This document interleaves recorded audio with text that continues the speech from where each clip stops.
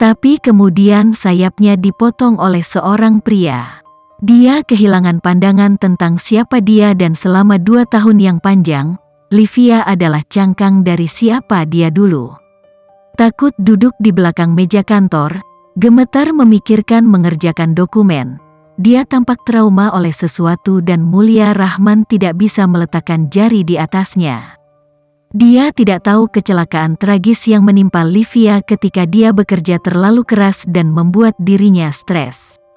Dia tidak tahu apa yang hilang darinya di ruang kantor yang dingin dan gelap yang dipenuhi dengan suara pena di atas kertas.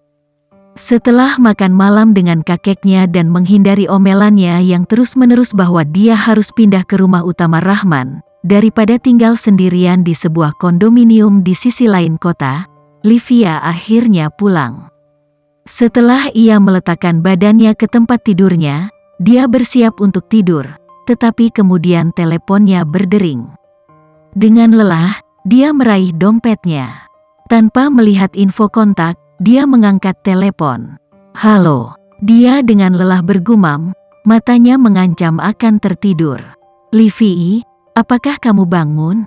Suara Rubitan yang tenang dan ragu-ragu sudah cukup untuk membuat Livia duduk di tempat tidurnya.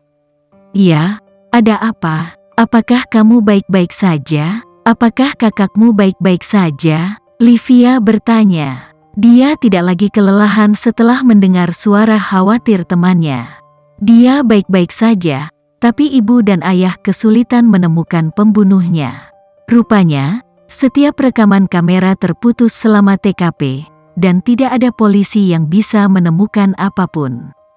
Rubitan menjelaskan, duduk sendirian di kondominiumnya yang bernilai jutaan. Dia mulai keluar jendela, matanya berkabut dan lelah.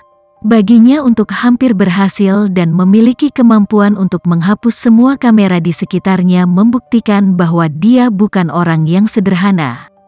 Livia mengerutkan kening, bangkit dari tempat tidurnya dan menyalakan komputernya. Aku tahu, ibu dan ayah berpikir untuk mempekerjakan beberapa peretas pribadi. Tetapi mereka tidak yakin siapa yang harus dipercaya. Yofran ingin menggunakan koneksi agen tersembunyinya, tetapi orang tuaku sangat menolak gagasan itu karena mereka benar-benar paranoid tentang media black market dan musuh Faron untuk mencari tahu tentang kekacauan ini. Rubitan menghela nafas berat pada situasi yang dihadapi. Keluarga Tantono, tidak seperti keluarga Rahman, yang tidak dibangun di atas fondasi memiliki akar lama yang kuat di kota. Hubungan mereka jauh lebih dari itu. Beberapa generasi yang lalu, mereka datang dari dunia mafia hingga black market yang gelap yang penuh dengan kekerasan dan kejahatan. Mereka memiliki latar belakang mafia sejak generasi pertama keluarga mereka, dan baru belakangan ini mereka muncul kembali dengan menaklukkan dunia bisnis. Dipimpin oleh tirani kepala keluarga yang sebelumnya, kakek Rubitan, mereka menjadi keluarga terkuat yang pernah ada di negara ini. Semua latar belakang mafia mereka disembunyikan dengan ahli, dan setelah sumpah yang dibuat oleh kepala pemerintah saat ini, mereka berjanji untuk menjadi anggota masyarakat yang sipil dan damai. Banyak keluarga yang menentang keputusan ini, tetapi satu keputusan dari tetua Tantono Group sendiri sudah cukup untuk membungkam seluruh klannya. Dan karena ayah Rubitan dibesarkan tanpa kerasnya dunia mafia, dia tidak membiasakan diri dengan koneksi mafia yang dia miliki. Tetapi putra sulungnya berbeda. Alih-alih hanya fokus pada dunia bisnis dan menjaga tangannya bersih dari darah, seperti ayahnya, Faron Tan masuk ke dunia mafia. Mendampingi kakeknya di usia yang sangat muda, Faron belajar baik perdagangan dunia bisnis dan kehidupan mafia.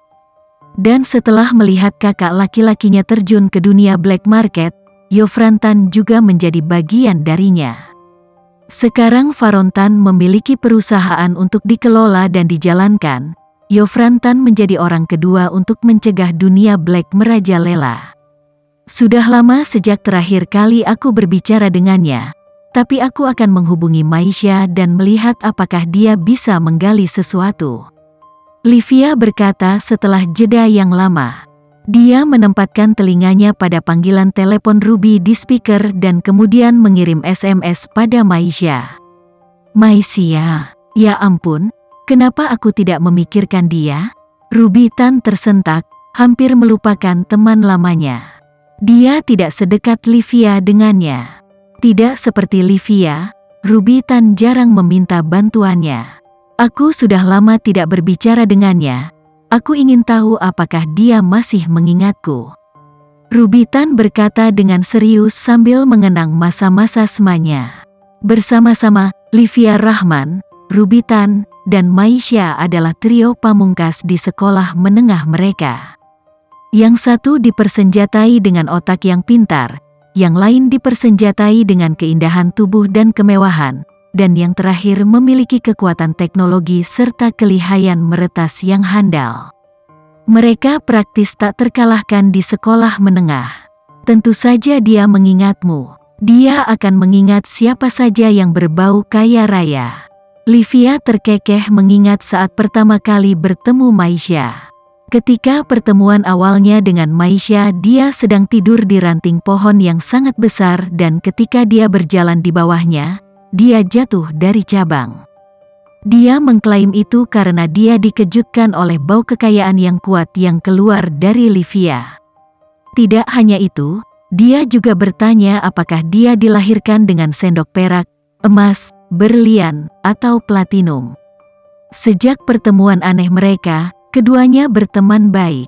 Dia tidak membalas pesanku, yang berarti dia mungkin sedang bermain game sekarang. Aku akan meneleponmu kembali setelah aku menghubunginya. Livia menghela nafas pada tanda yang dikirimkan di bawah gelembung teks biru.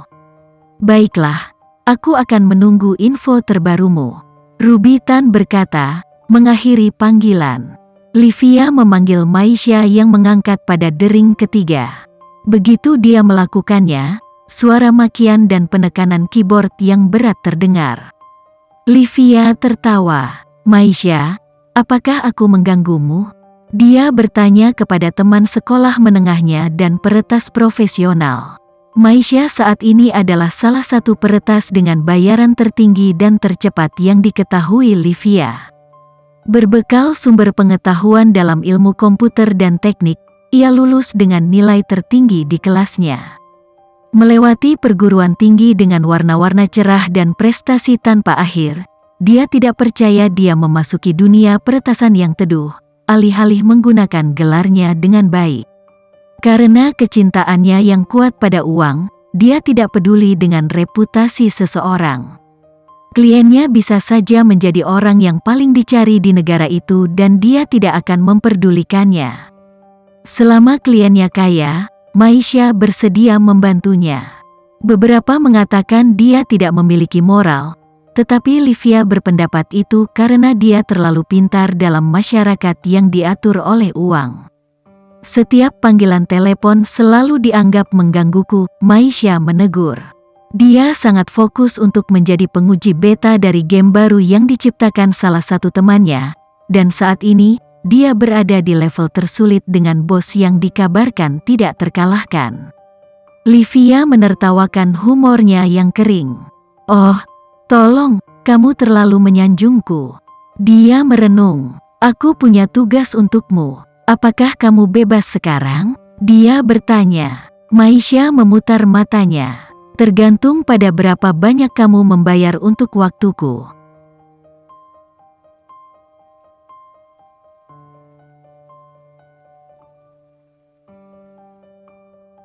Sekian dulu ya video kali ini. Kita lanjutkan lagi videonya di lain waktu. Oh iya, bagaimana menurut kalian? Semoga bisa sedikit menghibur kalian semua. Untuk teman-teman yang baru nonton, jangan lupa subscribe ya, hehehe. Dan kalau teman-teman ada yang ingin gabung langganan, bisa langsung gabung saja untuk dapat fitur yang menarik dan sedikit membantu Mimin. Terima kasih banyak sudah menonton, sampai jumpa lagi, bye bye bye.